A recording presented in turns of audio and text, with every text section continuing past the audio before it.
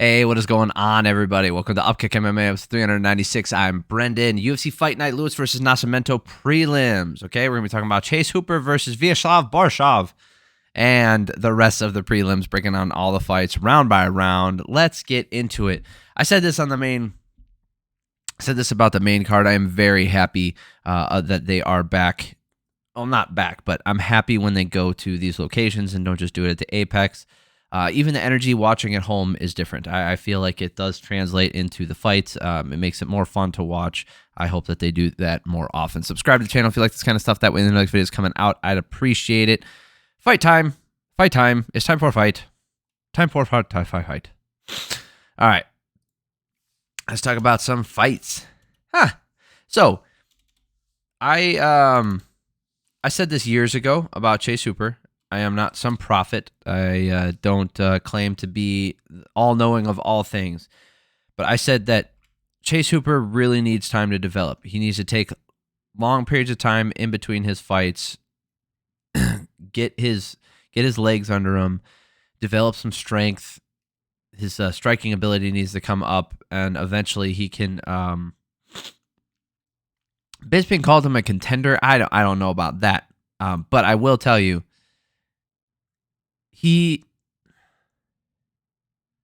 When you get to the ground with him, he's very dangerous. And now he's developing the ability to strike with you enough to, almost like Damian Maia, right? Where the ground game's so dangerous with him that it opens up the striking for him, right? Same with the Nurmagomedov had that where you were so afraid of getting taken down that he could land a right hand on you. Not a good striker by any means, but could land a right hand on you.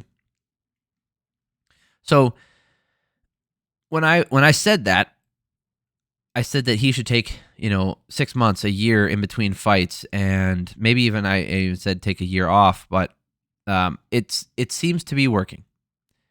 His development has gotten better. His striking is better. I think he will be a very, very good fighter.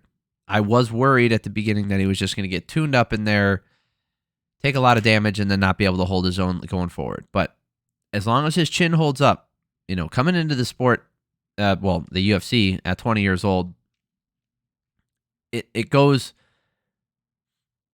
There's 3 ways it can always go, but the 2 major ways it goes is you burn out.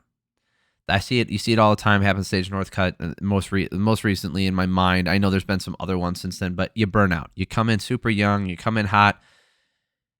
You burn the candle at both ends. You're young. You're hungry. Your body's recovering fast, and then you pick up all this damage, and then you can't recover from it later, and you burn out and you lose it. Or you get like the John Jones thing. You come in young, you make it to the top young, and then you stay there for a while. Right, and this is not just John Jones. You can come in young, like a Max Holloway, develop, and then stay there. Like you can do that. It's not the most common approach because I think it is very, very high risk to come in at a very young age. So far, it's working for Hooper, and I'm happy about it. Not because I like or dislike him. I do like Chase Hooper. It's not because I like him. That's why I'm saying that. It's just like I don't want to see a young guy take a bunch of damage and burn out his career in the first 5 years of adulthood. Like that shit sucks. Can you imagine? Like let's get into the fight. I was gonna say, can you imagine being that guy, having your best years when you're 20, 22 years old, and then having permanent lasting damage forever and nothing to show for it because they do not get paid like they do in football or the NBA. Anyway. All right, Hooper landed that left hand as he goes for it over and over again. He lands an overhand left, and Borshchev goes down. Hooper, Slava Claus. I love the nickname, by the way, and I do like watching him fight. This ending kind of sucked, but let's. Hooper, he puts him down with that left hand. He gets on top of him. He gets the back. He gets the mount, laying out ground and pound. Borshchev survives, gets on top, gets stuck in an inverted triangle, fighting off a toe hold, which is pretty funny. I thought this could be a 10-7 round. No joke. Hurt him, put him down, got close to finish multiple times, put him in Borshchev, landed 2 strikes the entire time? He was 100% defense. Tons of striking, tons of domination. This could be a 10-7 round. This could not get more one-sided. Second round, Hooper spins his way into a takedown, gets on top again using the crucifix on the back. That inverted crucifix I love that position. I've been using. I use it a lot actually. Instead of like the straight back take, I like the crucifix position. It opens up a lot of offense for me. So when I saw him do that, I was like, oh shit, is he gonna hold it? And he did, and he used it perfectly. He had a couple opportunities to go for arm bars, like. I think he really wanted the TKO finish because Borshchev was throwing his arms out, just giving you an arm. And normally you'll see a jiu-jitsu guy take it, but he doesn't. Then he really wanted that TKO, couldn't get it. Hooper locks up a Darce, and then the ref calls it. Borshchev did not tap. I will defend him on that. As much as also there's a huge hematoma on Borshchev's head. You go back and watch that replay. Borshchev did not tap. His arm stuck. He's stuck in the Darce, and he goes like this. Now, it's hard to see it on camera, but he goes like this, and it hits Hooper's back one time. That is, yes, you can technically tap with just once, but it was not a repeated It was he pulled it down. I don't know if he was trying to suck his elbow in, and that didn't work, so it just went like this and flopped. I'm making a lot of stupid movements here, but anyway. That was not a tap. I think that was a bad call. I think it was Keith Peterson. Yeah, that was a bad call. He was clearly not tapping. He was clearly still with it. Did he do that on purpose to kind of relieve pressure and get Hooper to do that? And he was trying to play the game, do the Brazilian tap. Maybe. I could see that. It's not what I thought. I thought he was just trying to get out of it because he instantly. It's hard to call. Hooper was dominating him. Hooper was going to win, like all things being considered, looked like he was going to win that fight. It didn't look like Borshchev stood any chance in there. So I want to throw that out there. But I still think that was a bad stoppage. Horrible stoppage. Great win for Hooper. He looked fucking amazing. It's unfortunate that that's how it ended because, no one's going to talk about it. He did great. Terrance McKinney taking on Esteban Ribovics. God dang it, man. All action start with McKinney mixing it up and Ribovics landing, and then Ribovics landing the head kick, and McKinney goes out cold. This one was brutal, guys. You should go watch this one if you're into that stuff. These kind of knockouts really bug me. I don't know if is that because I'm getting older. I know I'm not that old, but whatever. As I get older, I really don't like seeing guys. I don't like seeing guys folded up like that against the side. And then like the faces that they make afterwards with their brains totally, it's hard to watch. Like when they struggle breathing and stuff. For me, it's getting. I love the fight. I said this years ago. I think too. Like I'm all for the fights. I'm all for knockouts. I'm all for all this stuff. It's just the aftermath is not my favorite. Great win for Ribovics. Tabatha Ricci taking on Tecia Pennington. No longer Tecia Torres. Tecia Pennington it is. Got to put a ring on it. I hate this. We're going to talk about this. This was fucking horrible again. I can't stand that every single time it happened to her. It's happened to her a bunch of times. She has a bad habit of loose knees, and I don't think it's her fault. I think the judges don't know what the fuck they're looking at when it comes to Pennington fights. Pennington's keeping the guard high when Ricci comes in and counters with the 1-2 to the body. Ricci's trying to play the volume game with Pennington, and she's just not doing well through the first half of this first round. Ricci with the naked aggression is just putting herself at a disadvantage in the numbers, and you can see it here, getting outstruck 42-25. Clearly a Pennington round, cannot argue two ways. That's clearly a Pennington round. Second round, Ricci getting her to the cage, looking to get her taken down, just not able to do it in the first half of the round, keeping her there. Pennington able to get off the fence with 55 seconds left. So this 3 minutes of control time, that is 100% clinch against the cage. That's not on top on the ground. Pennington with the nonstop pressure and the output. The problem is I don't think she did enough to outdo the amount of control time because the striking numbers were 15-10 in favor of Pennington. She outstruck her in every round. Technically, I would say she outdamaged her in every round, but let's, for the sake of argument, say Ricci did do the same amount of damage in the second round as Pennington. That goes to Ricci, which is how I scored it. I thought it was close enough to where Ricci was going to get that second round. Last round, Ricci crashing in again, taking damage as she enters, but able to push to the fence at 4 minutes and then off at 2 minutes. Absolutely nothing done in the clinch there. 2 minutes of control time with no no damage to show for it. Pennington wants to wanting the damage now. Ricci's landing a bit too. Pennington pressures in at the volume should be in her favor. She should win this round. She did more damage, but I could see the judges fucking this up, and that's kind of what happened. She outstruck her 23-19. I don't think Ricci landed enough in this last round to outdo the Pennington damage. She only held her for 2 minutes, not 3 minutes. There is a difference, right? 3 minutes of control time is 20% more in a 5-minute round. Let's look at the scorecards and see where they came out because, I do want to see. Oh, they're all 10-8s.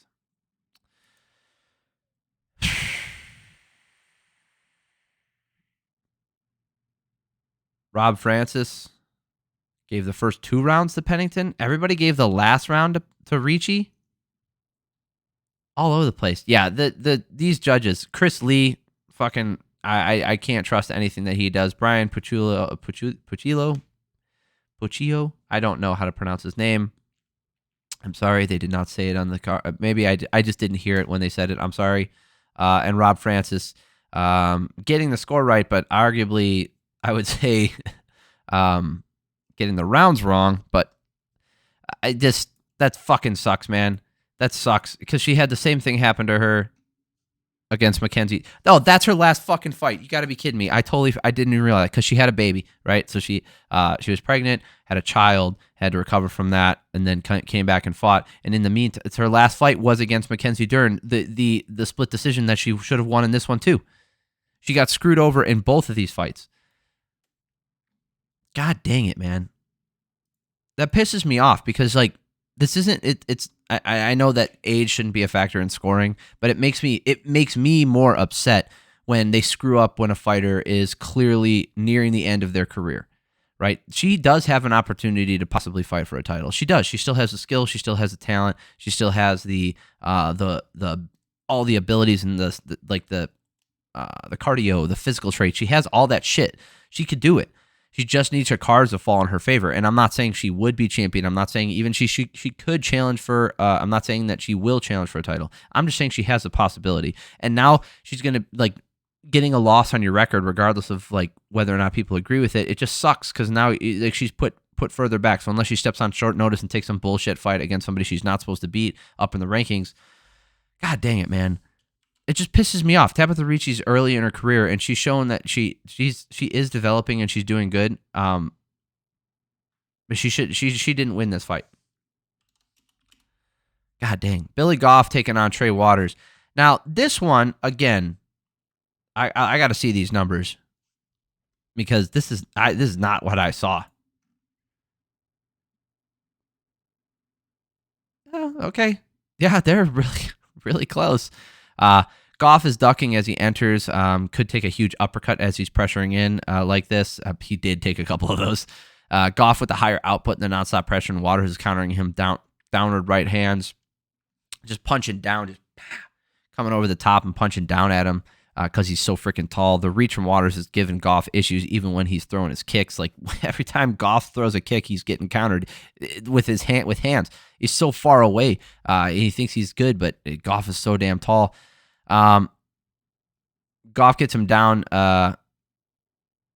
Gets him down again. Goes to the back again, but loses it. He did it twice in this round, and then in this round, this is why I had a huge fucking problem with this. In this round, Waters lands a knee to Goff's head before Goff gets back up off the ground. Now, he didn't complain about it, and they continued. But had Goff bitched about it, he would have got a reaction. So this is the point. You guys all want these guys to be warriors. You want them all to be gladiators and this and that and take their lumps and move on and go forward and defend yourself at all times and shit. Here's the problem. Had he reacted to that and stayed on the ground, this could have been a DQ, could have been a point deduction, it could have been a lot of things. But this fucking referee in there wasn't paying the fuck attention. Josh Stewart wasn't paying attention, didn't see it. Maybe I'll give him some slack, but whatever. He doesn't see this shit, and the fight just goes on. Meanwhile, an illegal strike was thrown, a hard illegal strike, and there's no repercussions. No repercussions, except Goff takes damage. Goff gets back in his face, landing hooks, hurting Waters. And here's the other thing. Because the referee didn't stop it, that might have been counted as a good knee. So that damage to Goff from that knee could have swayed the judge's opinion. What if that one strike is a difference? And in a fight where the striking numbers are even, 38-38 in this first round, that one strike makes a difference. That one strike makes a difference. I think Goff looked worse when he got hit in this round, so I lean towards Waters, but Waters looks like he was wilting at the end. So, to be fair, I do think Waters did win this round, even without that knee landing. Now, it should have been a 9-9 round, because that should have been an instant point deduction, which would have changed the outcome of this fight, but that's not what we had. Second round, Goff landed some front kicks to the face and legs early. Waters doesn't seem to like that. Really wants to get pressure, but he's just so tired he can't really do that. He does turn it on for moments in this round, but for the most part is on the defensive. Waters using that jab well, but he looks kind of slow. Both guys are exhausted, just kind of getting sloppy and slugging away. Waters being tired, giving Goff time to avoid some of those jabs, not coming out as snappy anymore. Waters landed some hard 1-2s, though. Again, the volume went to Goff, but he reacted bad to some of those big shots coming at him.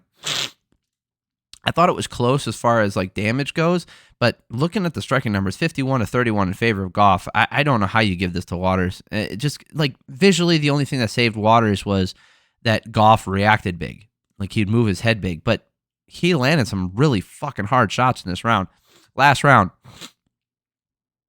Goff pushes him to the cage, holding him there for nearly 3 minutes. Waters' reach able to keep Goff off until he doesn't, and then Goff finding the mark with some big hooks. Waters finding the mark, coming right back at him. If nothing else, listen, I wrote this down. If nothing else, the pressure from Goff makes a difference. Look at this. Striking numbers, 27 of 63 for both fighters. Each fighter threw the exact same amount of strikes. They landed the same amount of strikes. Okay, now Goff landed more leg kicks, which sways maybe some judges' opinions about what kind of damage. So Waters landing more to the head, understandable. But the control time counts for something when all other things are equal. And Goff did land a couple strikes against the cage when he was over there. So I gave this last round to Goff. I thought it made the difference. It was close, but I had it for Goff. What threw me off when I heard this, because why I thought it was bad, is when all three, when Saul D'Amato and David Hayedi gave all 3 rounds to Waters. Travis Busking gave the first round to Goff. What in the fuck is going on? That's the one I thought Waters won. Again, I don't think it's a robbery. I think a 30-27 card is kind of shit. Because that second round... that shit pisses me off. Let's move on. Entertaining fight, though. If you love some sloppy slugfest, that's a good stuff. That's some good stuff right there. Charles Johnson versus Jake Hadley. I thought this one was going to get finished, but it did not. Fun fight to watch, though. A decent amount of skill, some measuring. Hadley pressuring forward, forcing Johnson to the warning track right along the side of the cage. Hadley suffocating Johnson and even getting to the body lock takedown, trying to get the standing back, but Johnson works out of it. Does this multiple times. Johnson able to get his back off the fence for a second, for the second half of the round and go back and forth, but still seems to be following Hadley's lead. So Johnson really never got into his flow in this round. Kept it close, though. Apparently outlanded him 19-17. I felt like Hadley did win this round. He landed the better shots, was pressuring forward, really looking for stuff. I felt like Hadley won this round just because Johnson never really, like I said, never really got into a flow, never really got into his game. Second round, though, Johnson throwing the hard kick to start, landing the big right hand, backing Hadley up, finding the mark with a couple shots along the fence. Clearly a different fighter in the second round. Johnson's countering with the right hand and the he lands another one, puts Hadley down with it at one point. Hadley works his way back up and gets the standing back at the end of the round, but he took way too much damage. 32-20 in favor of Johnson in the second round. I have it 19-19 going to the third. Hadley getting right back on the pressure. Johnson looking to counter with that right hand. Hadley wants the takedown, but still can't get it. He just can't get anything with those takedowns. He just uses it for control. It's not doing any damage. Johnson does poke him in the eye.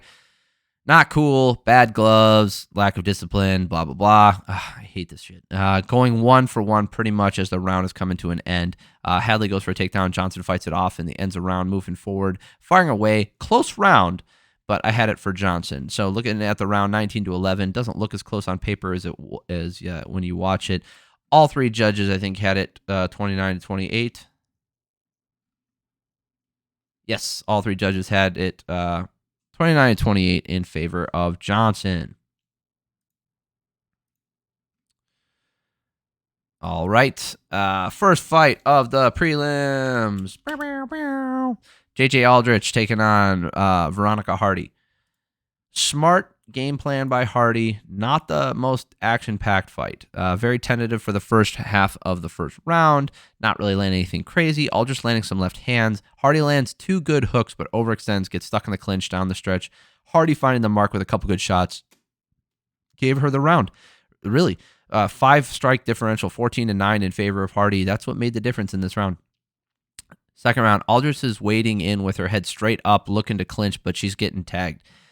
Aldrich is landing with the right hook, but not much power behind it, and Aldrich gets more control time along the fence, but just not doing anything with it. She loses this round, 15-8 for striking numbers. She did have a little bit of control, a minute of control time, same as the first. Well, she had minute 30 in the first round. Just not enough. She just couldn't put the pressure on and keep it on her. Hardy was able to strike and move for the most part for the first 2 rounds. Last round, Hardy landing with the 1-2 and then exchange. Aldrich landing but gets tagged and staggered for a second. Aldrich landing a spinning kick to the body, gets what looked to be a knockdown with the left hand. Could have been a slip, could have been a lot of things, but I counted it as a knockdown. Hardy locks up the inverted triangle immediately. No pressure on it, but it doesn't allow Aldrich to do anything. Gave Aldrich this last round, but clearly this was Hardy's fight, and all 3 judges saw it the same way, so that's how it went. Overall, fun night of fights. A lot of some controversy, in my opinion. Controversial decisions. Some lack of discipline out there. I never am a fan of that stuff. When you have, especially kneeing to the head or kicking the head of a grounded opponent, that shit just doesn't fly. I can't stand that stuff. So, if you didn't watch this, would I recommend it? As a sit down and watch.